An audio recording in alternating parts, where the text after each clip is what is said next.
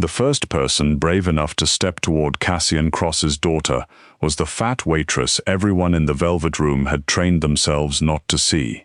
Daria Quinn was carrying a silver tray of untouched champagne when the little girl shattered the crystal tower in the middle of the supper club and picked up one broken stem like she already knew what fear could do to a room. Politicians stopped whispering. Millionaires forgot their smiles. A famous actress pressed one hand to her diamond throat. 3 armed men reached for their jackets and froze, because the child in front of them was not an enemy they could shoot, bribe, or drag into the dark. She was small. She was shaking. She had bloodless fingers wrapped around glass, and she was staring at the most feared man in the city, as if she wanted him to finally be afraid of something. Cassian Cross stood at the head of the ruined table, with his black coat still on, and his hands at his sides. He had entered the Velvet Room less than 10 minutes earlier, and the entire underground club had changed shape around him. Conversations lowered, backs straightened. Men who owed money suddenly remembered urgent phone calls. Women with perfect hair watched him without looking like they were watching. Cassian did not shout. He did not need to. His silence carried the weight of locked doors, missing rivals, and deals made beneath river bridges. He was the sort of man who could ruin a life with a calm sentence and sleep through the screaming afterward. But now his daughter had a blade of crystal in her fist, and for the first time that night his face showed something almost human. "Briar," he said quietly. The girl's chin lifted. Her dark hair had come loose from its ribbon. Her expensive white dress had red sauce down the front, where she had knocked over her plate before the glasses fell. She looked like a little ghost who had crawled through a war and decided to bite anyone who reached for her. "Don't say my name like that." Cassian's jaw moved once. "Put it down." "No." One of his guards took half a step forward. Briar swung the glass toward him. "Come closer and I'll cut you." The room seemed to shrink. Daria heard the tiny grind of crystal beneath her shoes. She smelled wine, candle smoke, lemon polish, and the rich butter sauce cooling on untouched plates. Somewhere behind the bar, someone whispered that the Cross child was cursed. Someone else said she had sent another governess to the hospital. Daria did not turn to see who had said it. She had heard whispers her whole life. Fat girl, slow girl, plain girl, hired help, easy to ignore, easy to blame. People spoke freely around women they believed did not matter. That was how Daria had learned most of what she knew. Cassian's voice dropped colder. "Enough." Briar flinched. It was tiny. Most people would have missed it. Daria did not. She saw the way the girl's fingers tightened until the crystal bit into her palm. She saw how her eyes moved from the guards to the exits and back to her father. She saw a child trying to become scarier than the fear chasing her. Daria set her tray on the nearest table. "The maitre d', Mr. Hollis," hissed her name. "Daria, do not." But she was already moving. One of Cassian's men stepped in front of her. He was broad, clean-shaven, and built like a locked gate. "Back up. She's about to cut herself," Daria said. His eyes narrowed. "This is not your business." "That's usually what people say right before they make a mess someone like me has to clean up." The guard stared at her, not used to being answered so plainly. Daria looked past his shoulder at Cassian. She expected anger.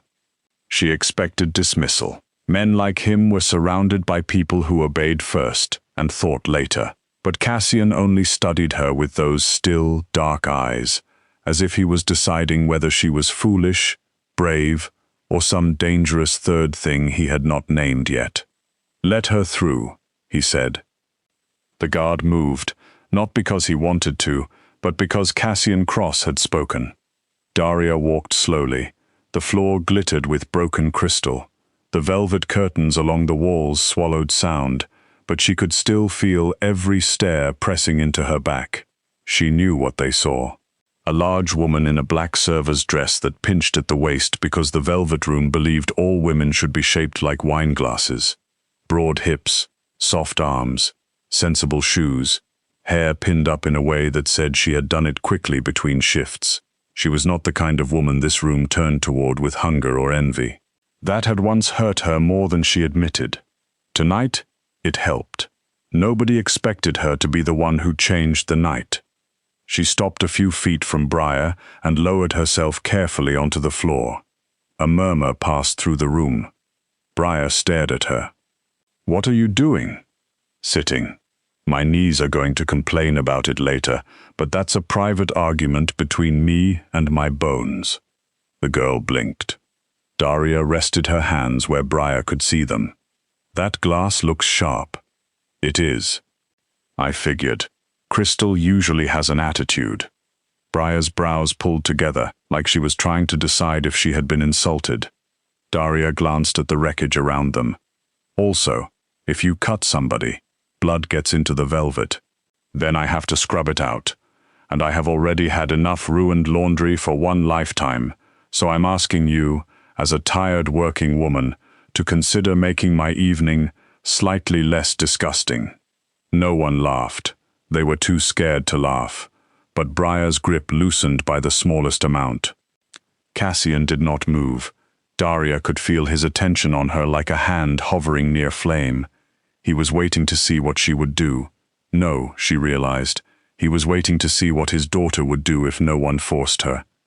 Briar's mouth twisted. "I don't care about your laundry." "That's fair.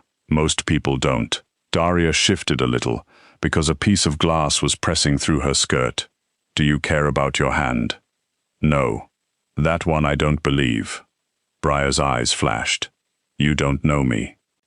"No, but I know people don't usually hold sharp things because they want to get hurt. They hold them because they want everyone else to stop coming closer." The girl went very still. Behind Daria, Cassian's breath changed. It was not a gasp. Men like him probably trained themselves out of gasps, but something in him paused. Briar looked at the glass in her hand. "They never stop."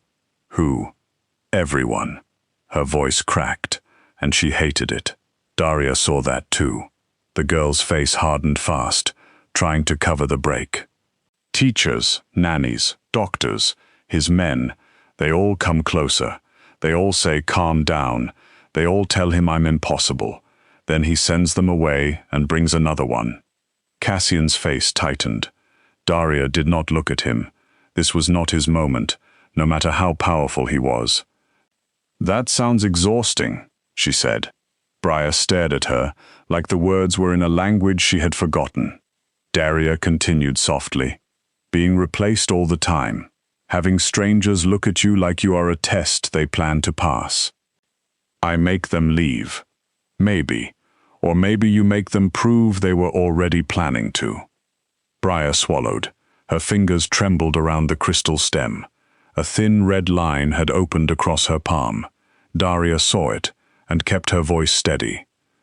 "You can keep holding that if you want," Daria said, "but it is starting to hurt you, and I think you already have enough pain for one night." The girl's eyes filled before she could stop them. "He doesn't listen." This time Cassian moved.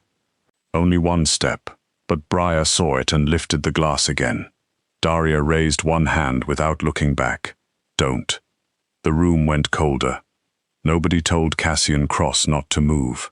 For one breath, Daria thought she had just ruined her life. Then Cassian stopped. Briar stared at her. "You told him don't." "I did. He could fire you." "He probably will." Daria shrugged. "I've been fired before. It's unpleasant, but not fatal." Something almost like wonder crossed the girl's face. "You're not scared of him?" Daria let her eyes move to Cassian then. He looked carved from shadow and money, controlled so tightly that it made the grief around him seem more dangerous. "I'm scared of many things," she said. "Rich men with quiet voices are on the list. But right now, I'm more worried about your hand." Cassian's eyes sharpened, but he said nothing. Briar looked down. Blood had begun to slide toward her wrist. Daria reached slowly into the pocket of her apron and pulled out a clean napkin. "Here is what I think." You can keep holding the glass and stay in the middle of all these people staring at you like you are tonight's entertainment. Or you can put it down, take this napkin, and come with me to that corner table behind the fern where nobody has a good angle for gossip." Briar's chin trembled. "And then what?" "Then I'll bring you something warm to drink, not that fancy cinnamon nonsense from the menu, real hot chocolate from the kitchen, because Marco burns the first pot every night, and the second one is always perfect." "You talk too much, I've been told." "By who?" "People with no taste." Briar almost smiled. It disappeared quickly, but Daria saw it. So did Cassian.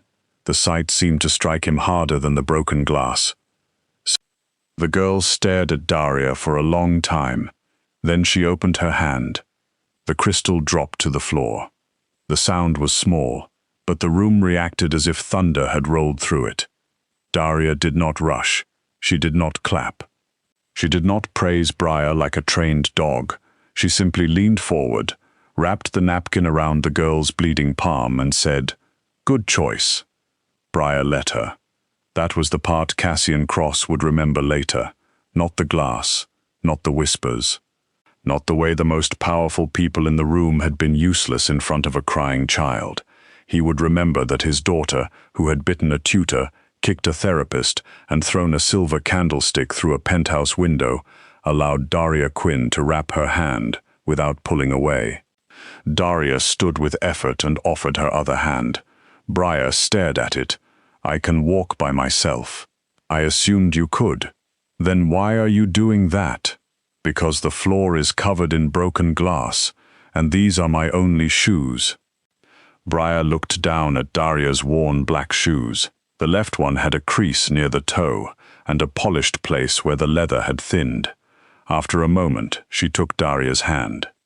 The room stayed silent as they walked past Cassian. Briar did not look at him. Cassian looked only at her. At the corner table, Daria sat Briar behind the tall fern and told everyone nearby to find something else to look at. The command was not loud. It did not need to be. There was something about Daria's tired face that suggested she had cleaned up worse things than rich people's opinions. A senator's wife turned away first, then a banker, then the actress. Soon the table became its own small island in the velvet dark.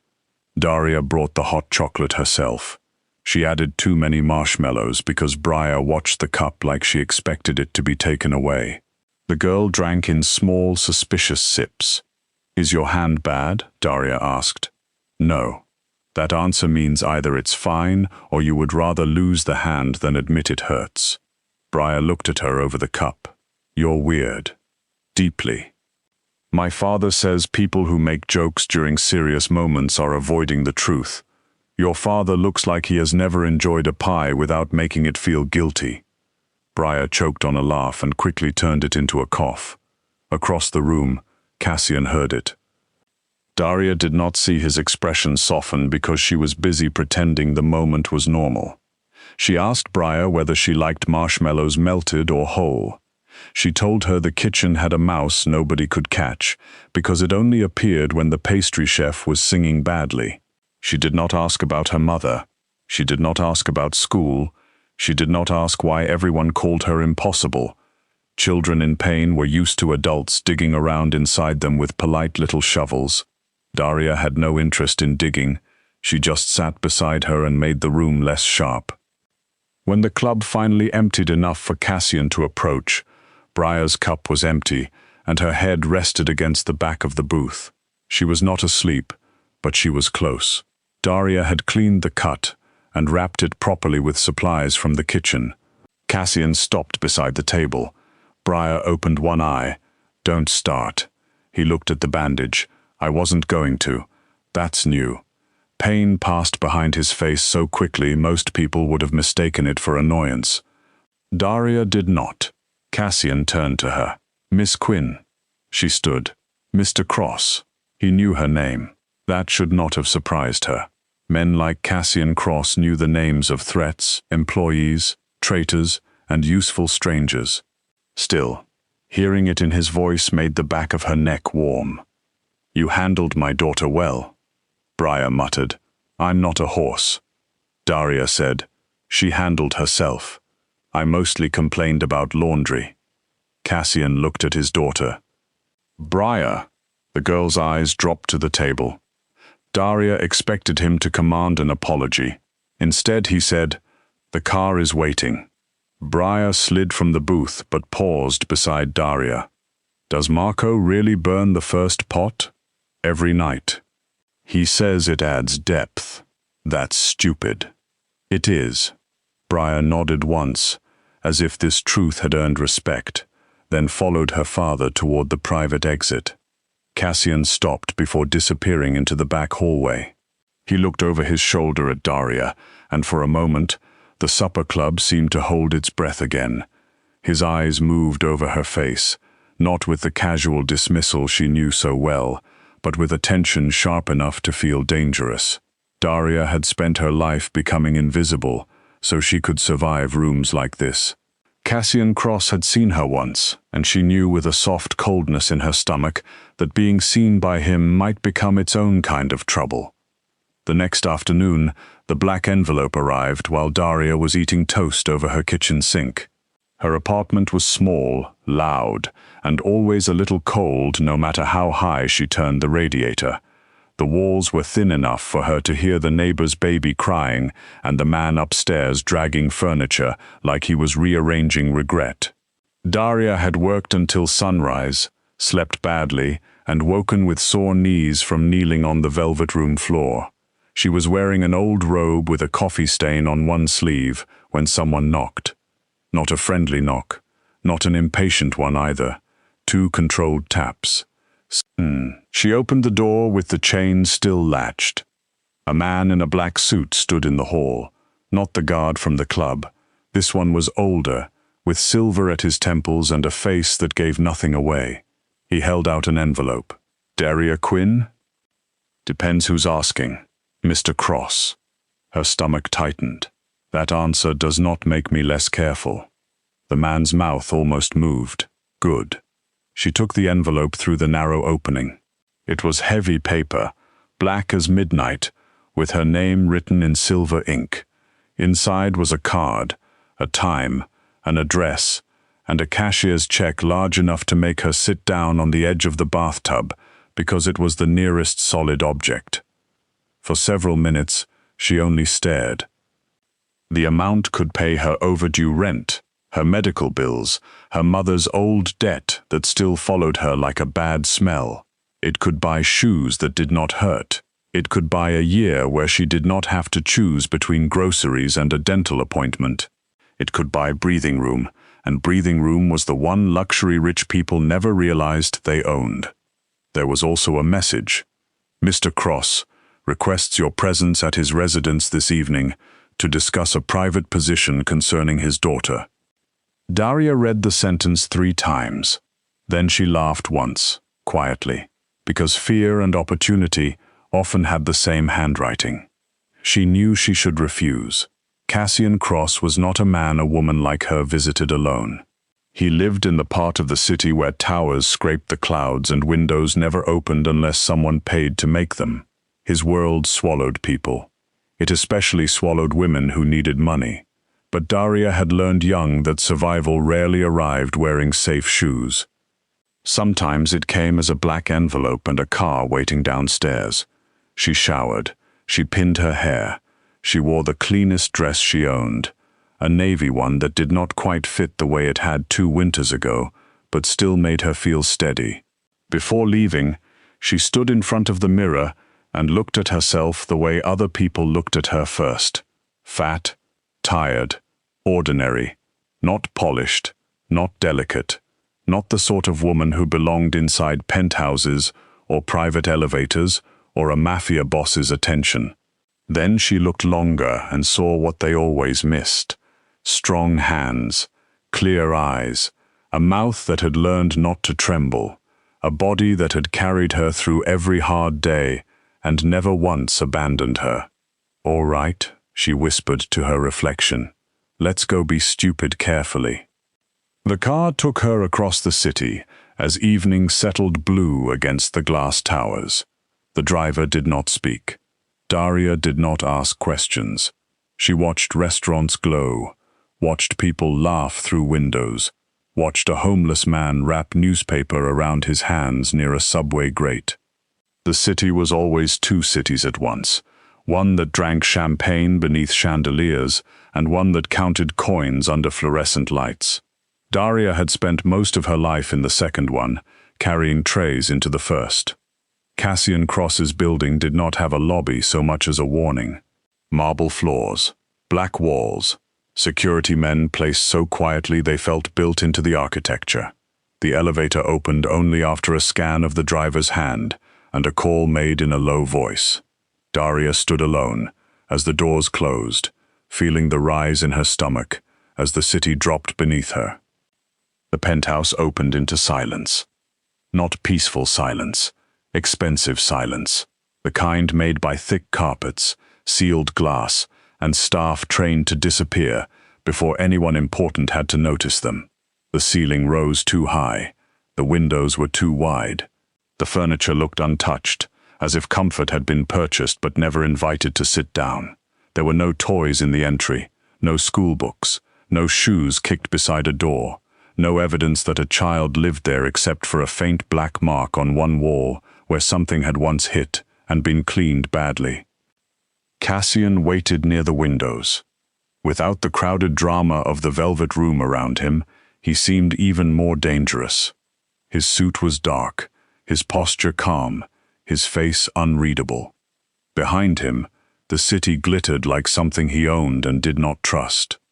Miss Quinn. Mr. Cross, you came. You sent a check with more zeros than my common sense could fight. His gaze lowered briefly, not to her body, in the way men sometimes did when they wanted to measure, judge, or dismiss, but to the envelope still in her hand. That was not payment. It was respect for your time. Where I come from, respect usually has smaller handwriting. Again, that almost smile, gone before it fully arrived. Sit. Daria did not move. Cassian's eyes lifted. Please. That word changed the room more than an order would have. Daria sat in the chair across from him, keeping her bag on her lap. He remained standing. My daughter has dismissed 11 caretakers in 2 years. That sounds like a lot of strangers. She has also been expelled from schools, refused private tutors, damaged property, threatened staff, and locked herself inside rooms for entire days. She is a child, not a weather event. His face hardened. You think I don't know that? I think knowing and acting like it are different things. The silence after that was very still. Any reasonable woman would have apologized. Daria had never had the luck to be reasonable at the right time. Cassian sat slowly. People do not usually speak to me that way. I imagine that has been terrible for your character. This time, the silence almost breathed. Then Cassian said, Briar slept last night. Daria's fingers tightened around her bag. He looked toward the hallway, though no one stood there. She has not slept through a night in months. She asked this morning if the woman from the club was real. Daria felt something soft and dangerous open in her chest. What did you tell her? That you were. A bold claim. I haven't had enough coffee to confirm it. Cassian leaned forward slightly. I want you to work here. There it is. I will pay you well, more than the velvet room. You will have private rooms, full medical coverage, transportation, and authority over Briar's daily care. Daria stared at him. Authority? Yes. Men like you love that word until someone else uses it. His eyes cooled. Be careful. I am. That is why I'm asking. For a moment, neither of them spoke. Somewhere deep in the penthouse, a door closed hard. Daria heard quick footsteps, then silence again. Cassian's face did not change, but his attention flicked toward the sound. Briar? Daria asked. She knows you're here. And? She threw a porcelain bird at the wall. Daria nodded. Did she like the bird? I have no idea. Then that might have been criticism, not rage.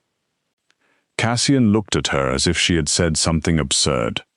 Then, slower, as if the possibility annoyed him because it made sense, he said, "It was a gift from her school director. There you go." He exhaled through his nose. "You believe this is funny?" "No, I believe if I don't laugh, I'll start charging extra for emotional clarity." Cassian's gaze stayed on her, sharp and searching. "You said last night that my daughter is trying to make people stop coming closer. She is. Can you help her?"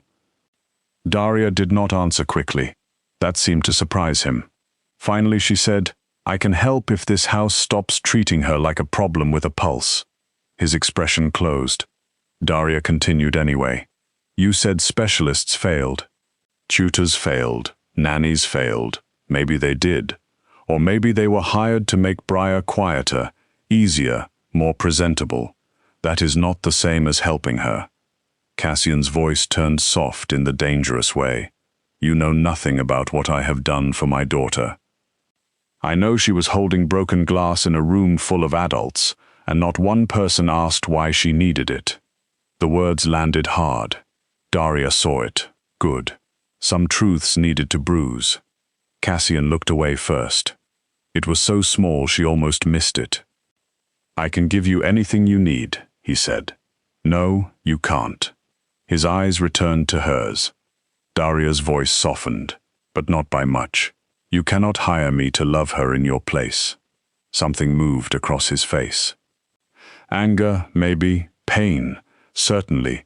The two often wore the same coat. "I love my daughter. I believe you." "Then what are you saying?" "I'm saying she may not know that." The penthouse seemed colder after that.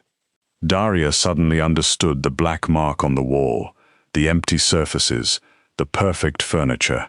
This place was not a home. It was a fortress, with a child trapped inside the safest room. Cassian stood and walked to the window. For a long moment, he said nothing. Daria could have filled the silence. She did not. People like him were used to others rushing in to soften what they had heard. Daria let the truth sit between them with its shoes on. At last he said, "State your conditions." She blinked. "Excuse me? If you accept, state them." Daria adjusted her bag on her lap. "No visible weapons around Briar unless there is an active emergency." His head turned. "Impossible." "Then I decline. You do not understand my life. I understand children should not have to eat breakfast beside guns." His jaw tightened. "Continue." "I control her daily routine. Meals, rest, schoolwork, outings if I decide she is ready. Staff do not grab her, corner her, threaten her, or call her impossible where she can hear it. She behaves impossibly. So do most adults. They just have better tailoring." Cassian's mouth moved again. Not quite a smile. Not quite pain. Daria kept going. "No replacing me without telling her first. No surprise therapists. No punishments designed to scare her. Consequences, yes. Cruelty, no. And if you want this to work, you show up. I am here. No, you are in the building. That is not the same thing." He went very still. Daria knew she had found the wound before she knew what had made it. His eyes changed when she said it. They darkened in a way that had nothing to do with threat. For the first time, Daria wondered about Briar's mother, about the woman whose name people had whispered at the Velvet Room like a curse. Celine. Dead, they said. Beautiful, they said. Tragic, they said. People always did make women prettier, once they were no longer alive to disagree. Cassian looked toward the hallway again. This time, Daria heard the sound too. A soft scrape. A child listening from behind a door. Cassian said, "Briar." No answer. Daria stood and walked toward the hallway before he could stop her. Halfway there, she noticed the guard near the wall reach for his earpiece. She pointed at him. "Don't." He looked at Cassian. Cassian, after a pause, gave one small nod. Daria approached the half-open door at the end of the hall. She did not push it. She did not peek inside. She simply leaned one shoulder against the wall beside it. "I'm considering the job," she said to the crack in the door. Silence. "But the soup situation here looks suspicious. Very little evidence of soup. That concerns me." Still silence. "I also need to know if porcelain birds are a regular hazard." A tiny voice said, "It was ugly." I suspected. It had gold eyes. Then it deserved what happened. The door opened an inch wider. Briar stood barefoot inside a room too large for one child. Her hair was tangled. Her face was pale. A bandage wrapped her palm, fresh and neat. Behind her, shelves held expensive dolls arranged like museum prisoners. None of them looked touched. "You're really here," Briar said. "For now. My father wants to buy you." Daria glanced back. Cassian had followed, but stopped several feet away. Good. He was learning, or pretending well enough to begin. "He wants to hire me," Daria said. "Buying is different. Buying means I don't get to say no." Briar looked at Cassian. "People say no to you," Daria answered before he could. "Apparently not enough." Briar's mouth twitched. Cassian looked at Daria with an expression that said she was testing the limits of his patience. Daria looked back with one that said his patience could use the exercise. Briar opened the door wider. "If you stay, I'll make you leave." "You can try. I'm very good at it." "I heard. 11 caretakers is an impressive career. I threw soup at one." "What kind?" "Pumpkin." Daria winced. "That does stain." Briar studied her. "You're not going to say I shouldn't have done that." "Oh, you absolutely shouldn't have done that. But if someone threw pumpkin soup at me, I would want the type included in the report." The girl looked confused again, which Daria was beginning to think was good. Briar was used to fear. Confusion gave her something else to do with her face. "I don't want another nanny," Briar said. "I don't want to be one." "Then what are you?" Daria thought about that. She thought of dirty kitchens, unpaid bills, men who talked over her, women who looked through her, managers who mistook softness for stupidity, and every child she had ever seen punished for being hurt too loudly. "I'm someone who notices things," she said. Briar's eyes dropped to her own bandaged hand. Daria lowered her voice. "And someone who knows that breaking things does not always mean a person is bad. Sometimes it means they are trying to show where the pain is." The girl's face changed, not softened, not yet, but something in her stopped fighting for a second. Behind them, Cassian was silent. Daria turned back to him. "I'll take the position for a trial period." Briar's head snapped up. "You said no numbers." "I said no buying. Employment is full of annoying details."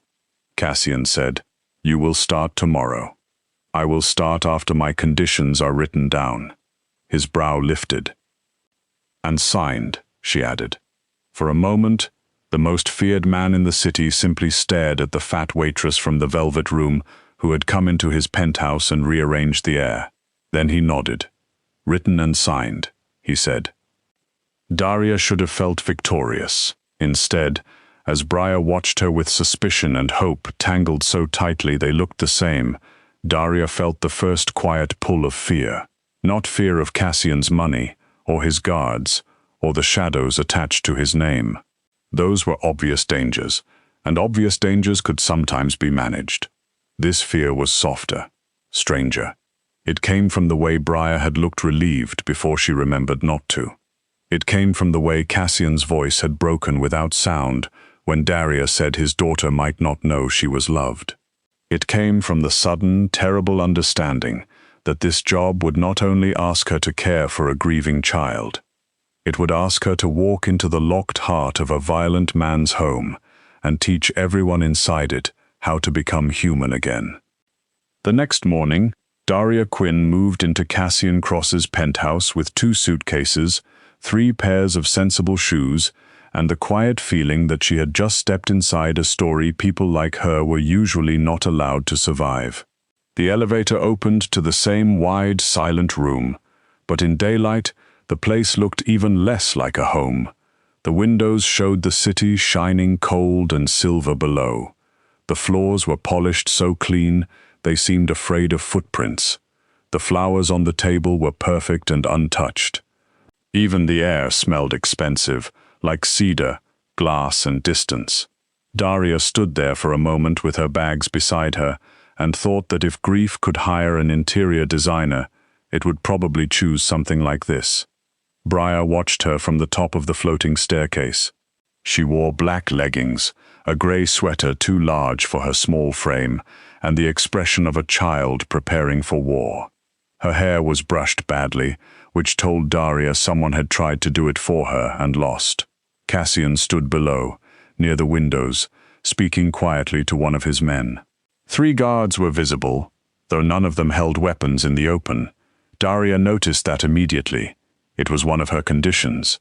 She also noticed the way Briar noticed it, even while pretending not to care. "You actually came," Briar said. Daria looked up. "So did my luggage. We are all equally surprised." "You'll leave." "Eventually, yes. Everyone leaves rooms at some point. That's how doors work." "I mean, you'll quit." "Maybe." Daria picked up one suitcase. "But not before breakfast." "I make no major life choices on an empty stomach." Briar's eyes narrowed. "I don't eat breakfast." "Interesting. The kitchen seemed under the impression that you are alive." "I'm not hungry." "That is also interesting, because I did not ask if you were hungry." "I said breakfast." Cassian turned slightly, his attention sharpening. Daria did not look at him. If she let him become the center of every moment, Briar would keep performing for him, so Daria kept her eyes on the girl. Briar came down 2 steps. "You can't make me." "No, but I can sit at the table with pancakes and look deeply disappointed in your choices." "I hate pancakes." "Good. More for me." The first week was not gentle. Briar did not become soft because Daria moved into the house. Hurt children did not heal because one patient adult arrived with suitcases and opinions. Briar tested every wall she could reach. She locked Daria out of her bedroom, poured orange juice into a vase of white roses, hid Cassian's business phone inside a piano bench, and cut the buttons off 3 school blouses with tiny silver scissors. She called Daria bossy, boring, fat, ugly, and poor, always watching after each word to see which one would cut deepest. Daria never pretended the words did not sting. They did. Some of them landed in old places. But she had survived grown adults with softer voices and sharper hands. She knew the difference between cruelty and a child throwing stones from behind a locked gate. When Briar called her fat the first time, Daria simply looked up from folding laundry and said, "Yes." Briar paused. "That's it? That's it." "You're supposed to get mad. About knowing what size my body is? I've had this body all morning. It didn't sneak up on me." Briar frowned, annoyed that the weapon had not worked. "People laugh at you." "Sometimes." "Doesn't that make you hate them?" Daria folded one of Briar's sweaters slowly. "No, it makes me know they are easier to understand than they think." Briar did not answer. She sat on the edge of the bed, swinging one foot, and for a moment her face changed. Not kindness, not regret, curiosity. That was enough. The first real battle came over the white sofa. It was a ridiculous sofa, long and low and softer than anything in Daria's old apartment had ever been. It sat in a room nobody used, under a painting nobody seemed to like. One morning Briar walked in with black paint and drew circles across the cushions, one after another, until the whole thing looked like a storm cloud had learned handwriting. The housekeeper gasped. A guard cursed under his breath. Cassian appeared in the doorway with his face carved into stone. Daria got there last, and stopped beside the sofa. Briar stood in front of her work, breathing fast. "Well?" Daria looked at the paint. Bold.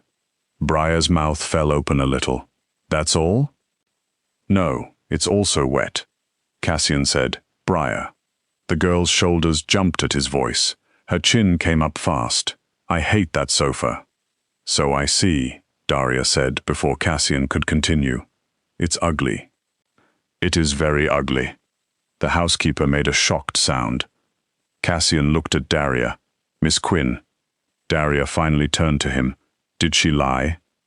The muscles in his jaw tightened. That is not the point. It might be part of it. She looked back at Briar.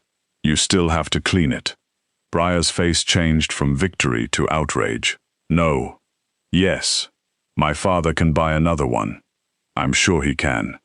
That has nothing to do with your hands and this bucket. Briar screamed for almost an hour. She kicked the bucket once and spilled half the water. Daria refilled it. Briar called her every insult she knew. Daria handed her a cloth. Briar cried so hard her breath hitched. Daria sat on the floor beside the ruined sofa and cleaned one circle herself, slowly, without anger. Eventually, Briar dropped down beside her and grabbed a cloth. I still hate it, she muttered. Excellent. Hate is energetic. Scrub in circles. Cassian watched from the hall. He did not interrupt. That was the first thing he learned. Slowly, the penthouse began to change in ways no one announced. Briar ate half a boiled egg one morning, then a full piece of toast 2 days later. She started leaving her bedroom door open by a few inches. She stopped throwing things at the sound of footsteps. She still screamed. She still refused. She still disappeared into corners when the house became too quiet. But now, sometimes, she came back before anyone went looking. Daria learned her, not all at once, never by force. She learned that Briar hated lavender because it had been sprayed in every room after her mother died. She learned that Briar liked piano music, but only if no one watched her listen. She learned that Briar kept old perfume bottles in a box under her bed, each one nearly empty, each one wrapped in tissue paper like a tiny sleeping ghost. She learned that Briar had hidden Celine's blue scarf inside a pillowcase because Cassian had locked most of Celine's things away and called it protection. He took her out of the house, Briar whispered one night. Daria sat on the floor beside the bed, back against the wall. She was not touching Briar. Briar rarely wanted touch when talking about her mother. Her things? Everything. Dresses, pictures, music books, her coat. The scarf was in the laundry, so I took it first. That was smart. It was stealing. Sometimes stealing is what children call saving. Briar looked at her in the dim light. Do you think he forgot her? No. Then why does he act like she never existed? Daria did not answer right away. The city lights moved across the ceiling like slow water. Finally, she said, maybe because remembering hurts him, and he decided hurting alone was easier than hurting with you. Briar's eyes filled. That's stupid. It is. I hate him for it. I know. I love him too. I know that also. The girl turned her face into the pillow, and Daria stayed beside her until her breathing softened into sleep. Cassian watched from a distance, though he thought he was careful. He left gifts outside Briar's door, new books, a silver music box, a cashmere coat with pearl buttons. Briar ignored most of them. He watched security footage in his office when he thought nobody knew. Daria caught him once, standing alone in the dark, replaying a clip of Briar laughing because Daria had burned grilled cheese and tried to defend it as rustic. He closed the screen when Daria entered. She laughed, he said. She does that sometimes when nobody is trying to earn it. His face was tired. I don't know what she wants from me. Daria set a tray of untouched dinner on his desk. He had missed meals so often she had stopped asking the kitchen and started bringing food herself. She wants you to stop treating love like a luxury you can send through staff. His expression hardened. Everything I do is for her. I believe you. Then why is it never enough? Because she does not need proof that you can provide. She needs proof that you can stay. Cassian looked away. Daria should have stopped there. She did not. You built her a fortress, she said, but she is growing up inside it like a prisoner. His hand closed over the edge of the desk. Careful. No. Her voice stayed calm, but her heart was beating hard. You brought me here because I was not careful at the Velvet Room. Do not ask me to become quiet now because the truth has reached you. He stood. The air shifted. Cassian Cross was not loud, but anger made the room smaller around him. You think I abandoned her. I think you are here every day and still somehow missing. His eyes flashed. Her mother died in front of me. The words came out so sharply that Daria went still. Cassian looked like he regretted saying them, but now the door was open and the pain behind it filled the room. They shot through the car window, he said quietly. I was holding Celine's hand. Briar was in the back seat. She was 4.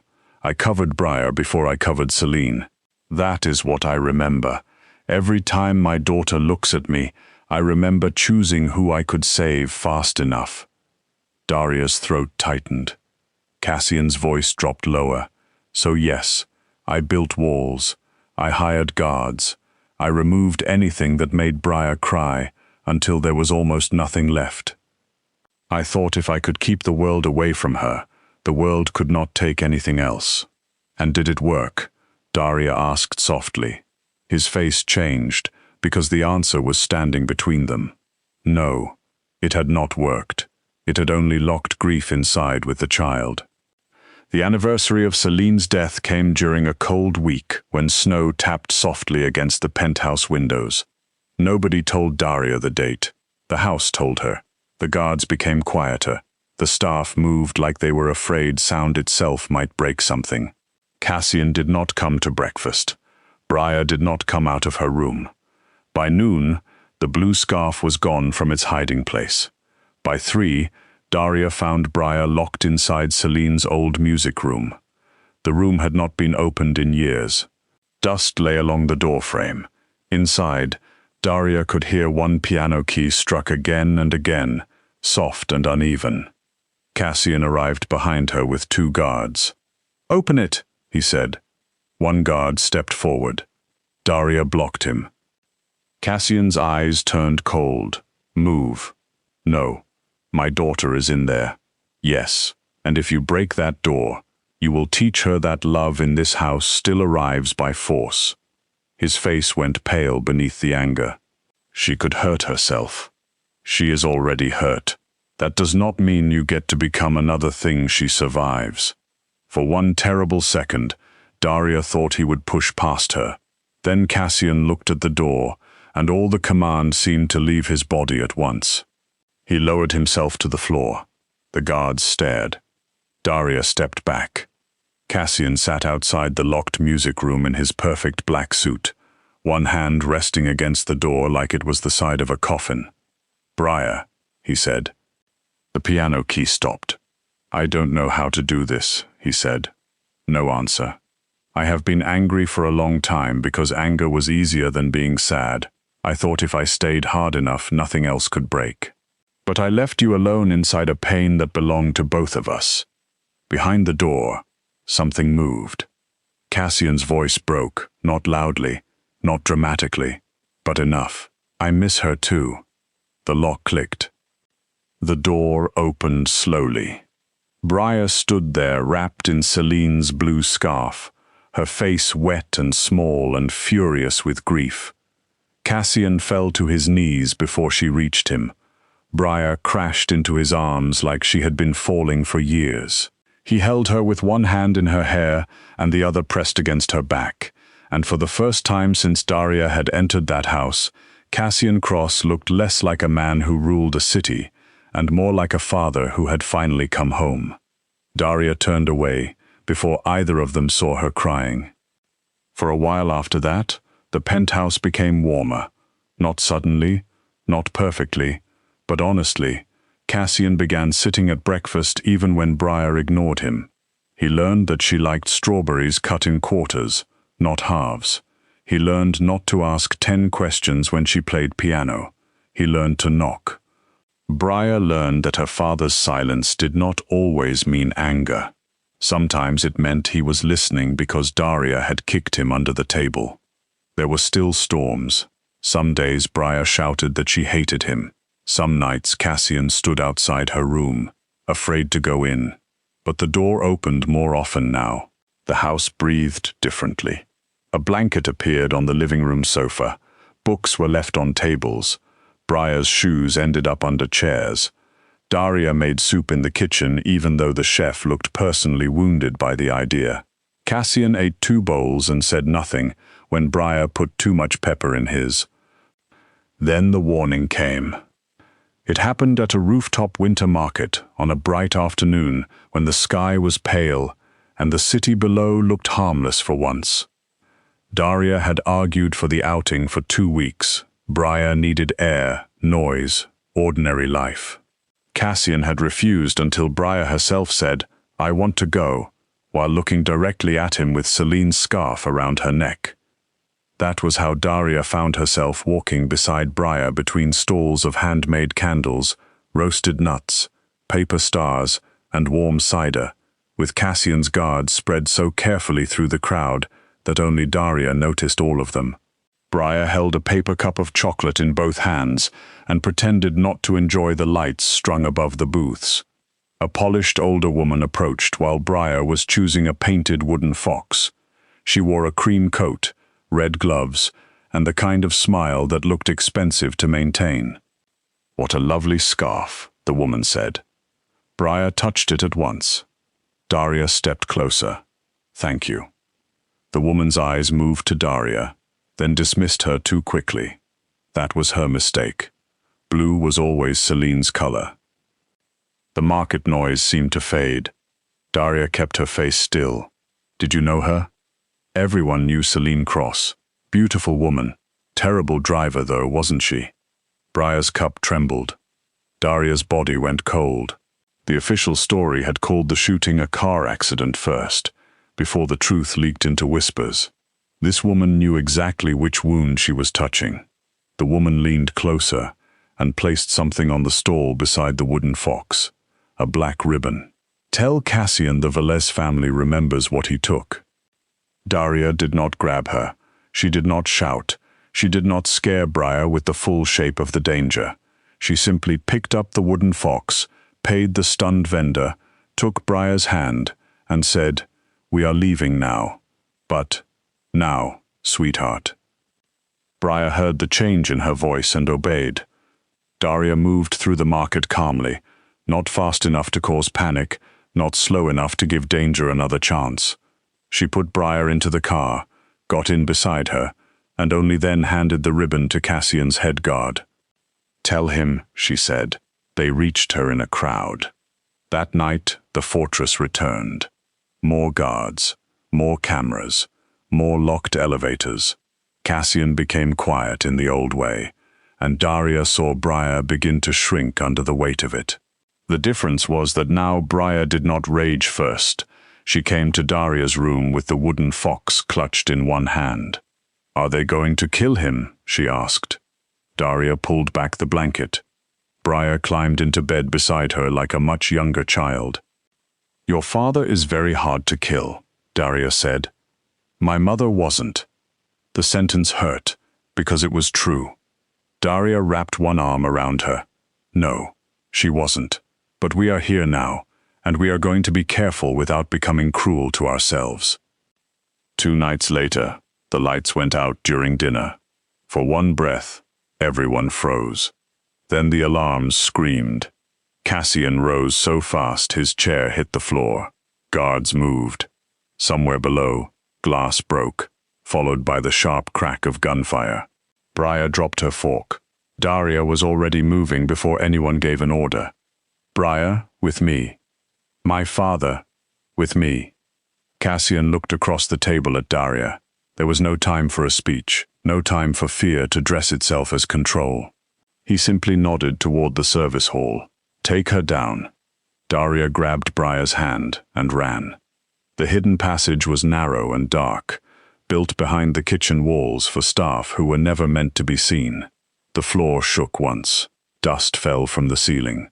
Briar stumbled, crying out, and an explosion thundered somewhere above them. The force knocked both of them sideways. Daria threw herself over Briar before she understood she had moved. Pain flashed through her shoulder and ribs as something hard struck her back. For a few seconds, there was only ringing. Then Briar sobbed beneath her. "Daria? I'm here." Her voice sounded rough. "Are you hurt?" "I don't know."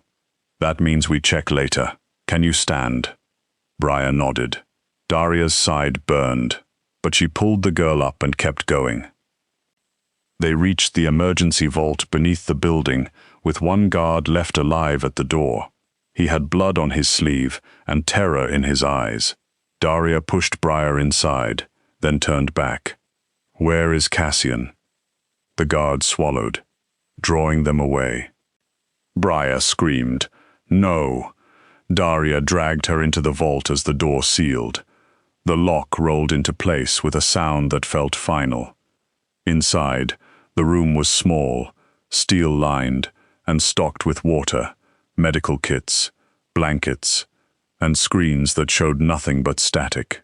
Briar fought her so hard, Daria nearly lost her grip. "He's going to die," Briar sobbed. "He's going to die like Mum." Daria slid down the wall with her, holding tight despite the pain tearing through her side. "Listen to me. Your father came back to you once when it was harder. He came back from being angry. He came back from being gone while standing in the same room. A man who can do that will fight like hell to come back through a door." Briar cried into her chest. Daria rocked her gently and told her to breathe in for 4, out for 4. When that stopped working, she told the story of Marco burning hot chocolate at the Velvet Room. When that failed, she described every terrible soup she had ever tasted. She talked until her throat hurt. She talked because silence would let the fear grow teeth. Hours passed, or maybe only minutes stretched beyond mercy. Daria's shoulder throbbed. Blood had dried beneath her sleeve. Briar slept for a little while, exhausted, her hand clenched in Daria's dress. Then something scraped outside the vault door. Briar woke instantly. Daria stood, slowly, painfully, and placed herself between the child and the door. "If anyone gets in," Briar whispered, "what will you do?" Daria's voice was calm. "Make them regret choosing this door." The lock turned. The door opened. Cassian stood on the other side, bloodied, burned along one sleeve, alive. Briar made a sound Daria would remember forever and ran to him. Cassian caught her with both arms and held her so tightly his wounded body shook. His eyes closed over her hair. Then he looked at Daria. She was still standing in front of the child's place on the floor, one hand braced against the wall, face pale with pain, dress torn, body bruised, eyes steady. Something in Cassian broke open. Not weakness, not the kind men like him feared. Recognition. He had paid her to care for his daughter. He had offered money, rooms, protection, a place in his house. But Daria had given something no contract could command. She had loved Briar when Briar made herself hard to love. She had protected her without turning her into property. She had stood between his child and a violent world because that was simply who she was. He crossed the vault and reached for her, then stopped before touching her. "Even now, even bleeding?" he asked with his eyes. Daria gave a tired little smile. "You look terrible." His laugh came out broken. "You should see the other men." Very comforting, excellent bedside manner. Daria. The way he said her name made the vault go quiet. Briar looked between them with wet eyes and a trembling mouth. Cassian said, "You saved her." She saved herself too. Daria looked at Briar. She breathed. She listened. She stayed brave. Briar cried harder, but this time she reached for Daria with one arm while still holding her father with the other. Cassian helped Daria sit before her knees gave out. For a while, the three of them stayed there on the vault floor, wrapped in blood, smoke, and the strange warmth of people who had almost lost one another and did not know how to pretend they had not. The Valets family did not survive the week. Daria did not ask for details, and Cassian did not offer them. Some parts of his world remained dark, and Daria was not foolish enough to believe love turned wolves into house pets. But something changed after the attack. Cassian no longer called the penthouse safe just because it was guarded. He made it livable. The dining room became a place where people actually ate. Briar's drawings covered one hallway, including a terrible portrait of Cassian with very large eyebrows. Celine's photographs returned to the piano room. Her blue scarf no longer stayed hidden. Sometimes Briar wore it. Sometimes she folded it over the piano bench.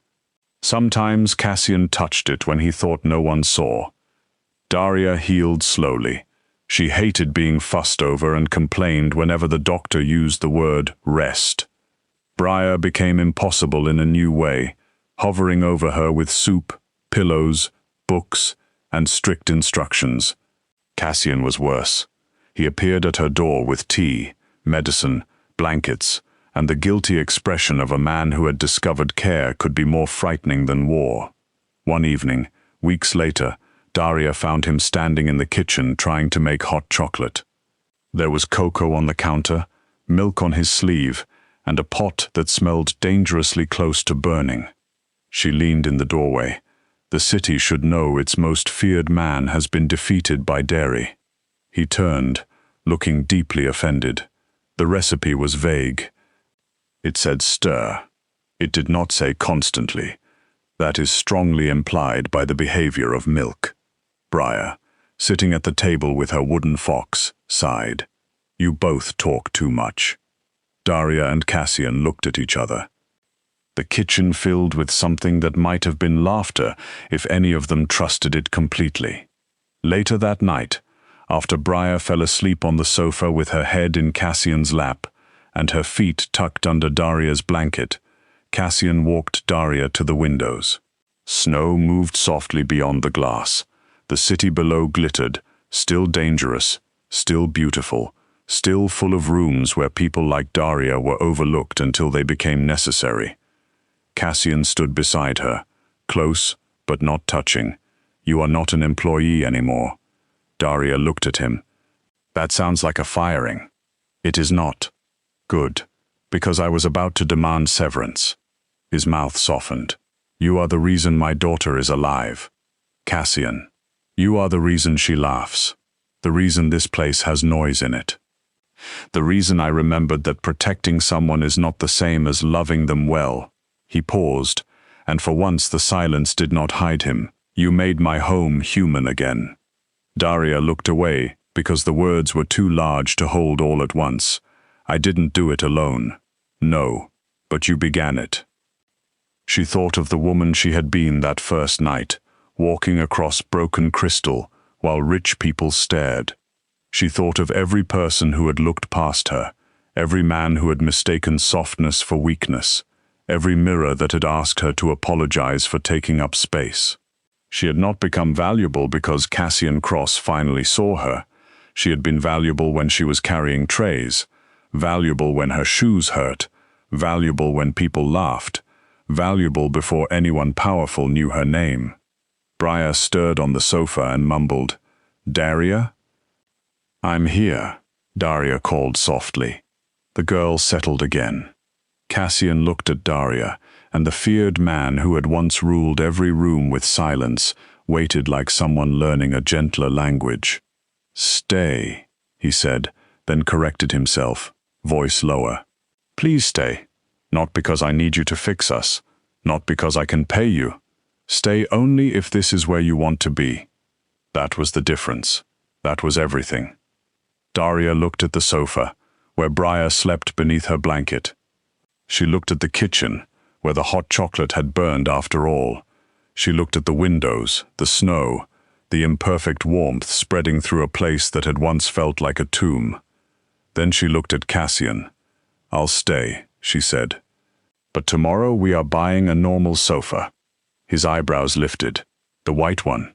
It has suffered enough. For the first time, Cassian Cross laughed without trying to hide it. And in the room behind them, Briar smiled in her sleep. That was how the story ended, not with the city becoming safe, because cities like that never truly did, and not with Cassian becoming harmless, because he was not that kind of man. It ended with a child who no longer had to break things to be heard, a father who no longer had to turn grief into walls, and a woman the world had called too much, becoming exactly enough to hold them together. Daria Quinn did not need to become smaller to fit inside their lives.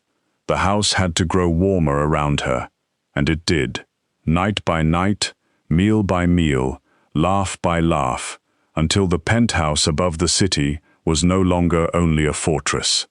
It was a home,